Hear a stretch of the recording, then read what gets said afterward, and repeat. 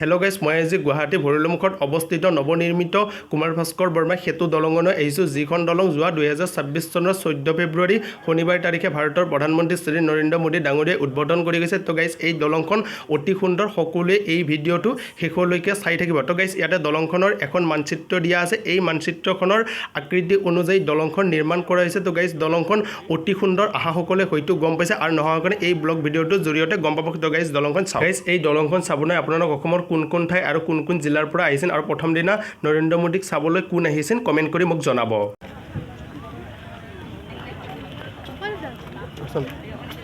Guys, এনেকুৱা দলং আগতে মুম্বাই চহৰত আছিল, এতিয়া গুৱাহাটী চহৰতো আহিছে। তো গাইজ, মই দলংখন একবাৰ ভালদৰে দেখুৱাই দিছোঁ, চাই লওক আপোনালোক। গাইজ, এই দলংখন চাওক, এই দলংখনৰ মাজত যে খুঁটাকেইটা দেখিছে, এই খুঁটাকেইটা দুটা ডিভাইডাৰৰ মাজত আছে আৰু এই দুটা ডিভাইডাৰৰ মাজত ৰঙীন লাইট লগোৱা আছে।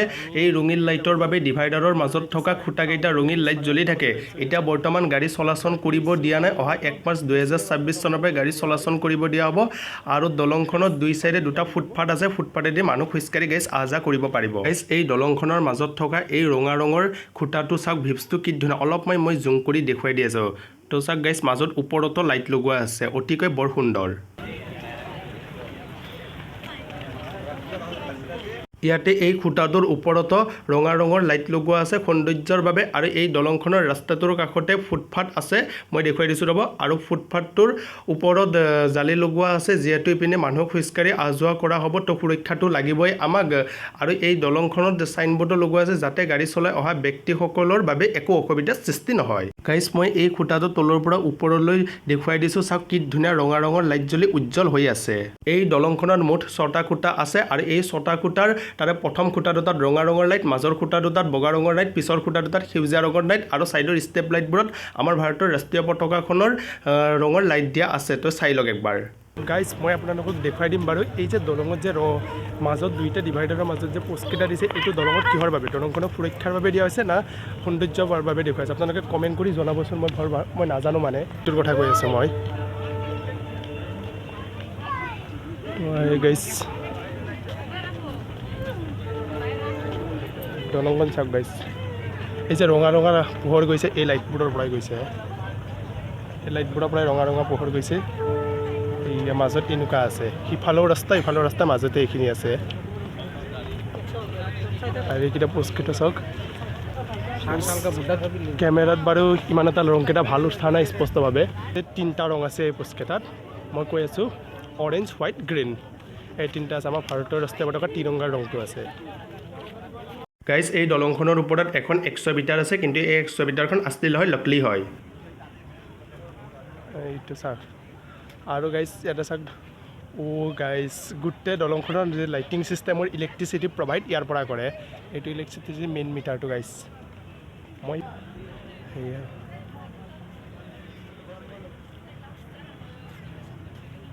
অসমৰ ৰাজ্যিক বিজেপি চৰকাৰখনে এই কুমাৰ ভাস্কৰ বৰ্মা উৰণ সেতুখন নিৰ্মাণ কৰাৰ ফলত গুৱাহাটী চহৰখন অতি সৌন্দৰ্যময় হৈ উঠিছে। ইয়াৰে গোটেইকেইটা খুঁটাত যে একে ৰঙৰ লাইট দিছে তেনেকুৱা নহয়, আগৰ খুঁটাকেইটাত ৰঙা ৰঙৰ লাইট দিয়া হৈছে। মাজৰ খুঁটা দুটাত বগা ৰঙৰ লাইট আৰু পিছৰ খুঁটা দুটাত সেউজীয়া ৰঙৰ লাইট দিয়া হৈছে এই দলংখনত। তো গাইজ, ইয়াতে কিমান মানুহে আহি চেল্ফি ফটো উঠি আছে, ভিডিঅ' ৰেকৰ্ডিং কৰি আছে, মোৰ দৰে ব্লগ ভিডিঅ' বনাই আছে গাইজ।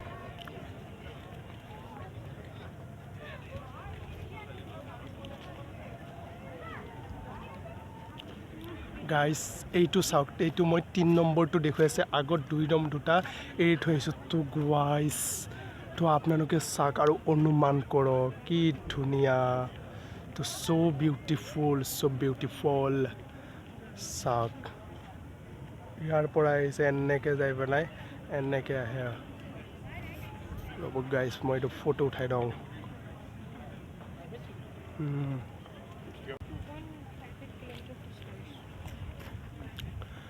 গাইজ, এই দুটা যে লাইট দুটা নীলা ৰঙৰ হয়, কিন্তু কেমেৰাত এটা বগা ৰং দেখিছে, এনে আচলতে নীলা ৰঙৰ হয়।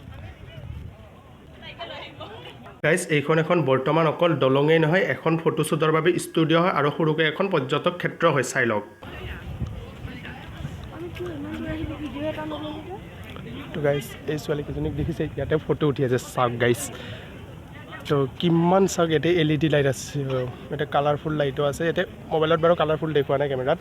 তো চাওক, ইফালে মাজত দুই চাইডে দুটা ৰাস্তা ফুটপাথ আছে মানুহ যাব পৰা আৰু এয়া ফটো শ্বুটৰ বাবে তো গাইজ দলংখন বহুত লম্বা আছে মই এতিয়া 3টা পজে পাৰ কৰিলোঁ আৰু বহুত আছে এইখন দলংখন গাইজ বহুত 1 কিলোমিটাৰৰ বেছি দীঘল হয় মই ইমান নাযাওঁ বাৰু গাইজ কিন্তু আপোনালোকে সেই ভিডিঅ'টো জুম কৰি দেখুৱাই দিম ৰ'ব সেউজীয়া ৰঙৰ যে দুটা পোজ দেখিছে এটা বাৰু ইমান ভালদৰে থাকে মই তালৈ যাম আৰু এই হৈছে দলংখন তাৰ বহুত খুঁটা আছে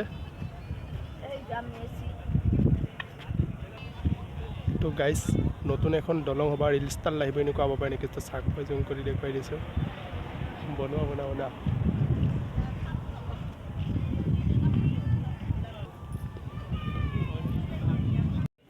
তো গাইজ চাওক তো আমি এতিয়া অৱশ্যে মই অকলে অহা নাই মই মা আৰু ভণ্টি আহিছে তো চাওক গাইজ আমি উভতি আহিলে ইফালে চাওক ভিউজটো কি ধুনীয়া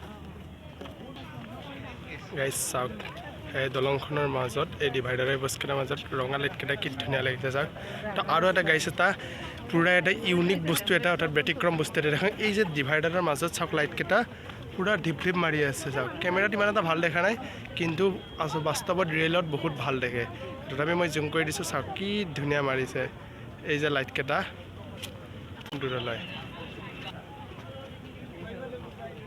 কি ধুনীয়া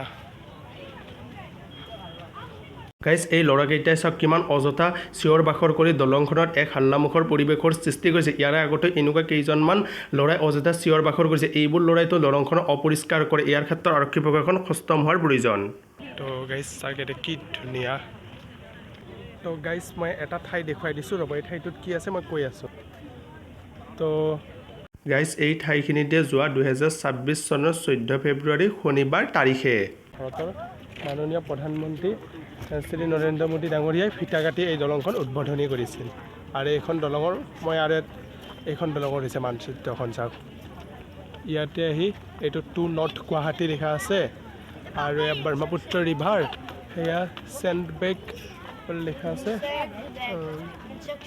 টু ফেঞ্চি বজাৰ টু কামাখ্যা টেম্পল আছে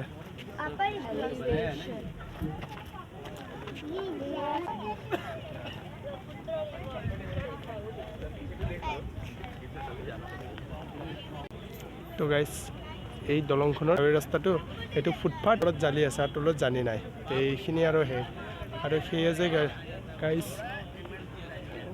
তো গাইজ মই কেমেৰাত জুম কৰি দেখুৱাই দিছোঁ এইটো যে ৰাস্তাটো দিছিল দেখিছে সেয়ে গুৱাহাটী সেইটো জি এছ ৰোড হয় য'ত এইটো মালিগাঁৱৰ পৰা ফেঞ্চি বজাৰলৈ যায় তো গাইজ চাওক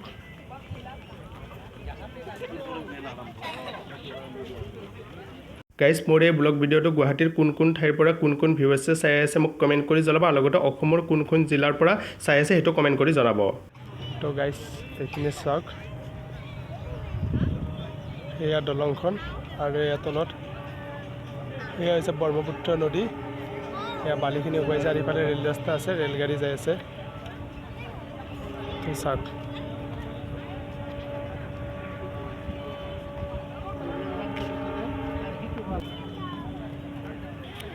তো গাইজ এই দলংখন মই আৰু এটা দেখুৱাই দিওঁ যিসকলে গুৱাহাটীত নাথাকে গুৱাহাটীৰ বাহিৰত হয় তেওঁলোক চাওক মালিগৰ পৰা আপোনালোক যদি গাড়ী চলাই আহিনে এই কুমাৰ ভাস্কৰ বৰ্মন এই দলংখনলৈ আহিব লাগিলে মালিগাঁৱৰ পৰা আহিনে তো ভৰলুৰ থানাখনৰ ইপিনেদি যাব নিদি ইপিনেদি আহি পেলাই এই দলংখন দি ইপিনেদি যাব লাগিব আৰু যদি উত্তৰ গুৱাহাটীৰ ফালৰ পৰা আহে যদি আহিলে ইপিনেদি যাব লাগিব ইপিনেদি যায় এনেকৈ ফেঞ্চি লৈ যাব পাৰে আৰু মালিগাঁও লৈ গ'লে ইপিনেদি ইউটাৰ্ণ হৈ যাব লাগিব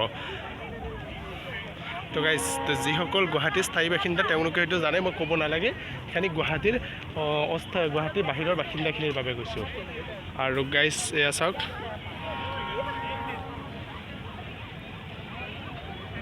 তো গাইজ সেয়া চাওক ওপৰতে গাড়ী যাই আছে সেয়া তলত ইটো সেয়া গাইজ সেয়া জ্বলাগে এনে ব্ৰহ্মপুত্ৰ নদীতে পানী নাইবা পানী মাৰিছে এয়া চাওক এইখনে দলংখন তো গাইজ এই চাওক ব্ৰিজখনৰ তলৰখিনি তেওঁ তলতে কাম কৰি আছে গুৱাহাটীত থকা কুমাৰ ভাস্কৰ বৰ্মা সেতু দলঙৰ ওপৰত মুঠ 6টা খুঁটা আছে। এই 6টা খুঁটাৰ ওপৰত 3টা ৰঙৰ লাইট লগোৱা আছে, ৰঙা, বগা, সেউজীয়া, যাৰ ফলত এই গুৱাহাটীত থকা দলংখন ৰাতি দেখিবলৈ অতি সুন্দৰ হৈ পৰে। এই ব্লগ ভিডিঅ'টো চাই থকা সকলো দৰ্শকলৈ মোৰ এটাই অনুৰোধ, যিহেতু মই এগৰাকী নতুন ব্লগাৰ ইউটিউবাৰ, মোৰ ইউটিউব চেনেলটোত বেছি ছাবস্ক্ৰাইবাৰ নাই, সেইকাৰণে মই অনুৰোধ জনালোঁ মোৰ এই ভিডিঅ'টো চাই থকা সকলো ভিউৱাৰ্ছে মোৰ ইউটিউব চেনেলটো ছাবস্ক্ৰাইব কৰি বেল আইকনটো অলত টিপি দিব আৰু এই ভিডিঅ'টো লাইক, শ্বেয়াৰ, কমেণ্ট কৰিব। ধন্যবাদ।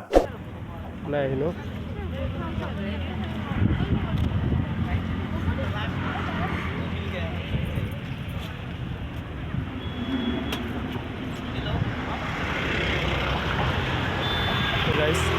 যিসকল গুৱাহাটীৰ স্থায়ী বাসিন্দা তেওঁলোকে জানে, আৰু গুৱাহাটীৰ স্থায়ী বাসিন্দা নোহোৱাসকলৰ বাবে কৈছোঁ মালিগাঁৱৰ ফালৰ পৰা আহিলে এইটো ৰাস্তাইদি আহিব লাগিব। আহি পেলাই ইপিনেদি যাব লাগে, আহি পেলাই মালিগাঁৱলৈ আহে, সেইফালে ফেঞ্চি বজাৰলৈ যায়। তো এয়া নৰেন্দ্ৰ মোদী ডাঙৰীয়া।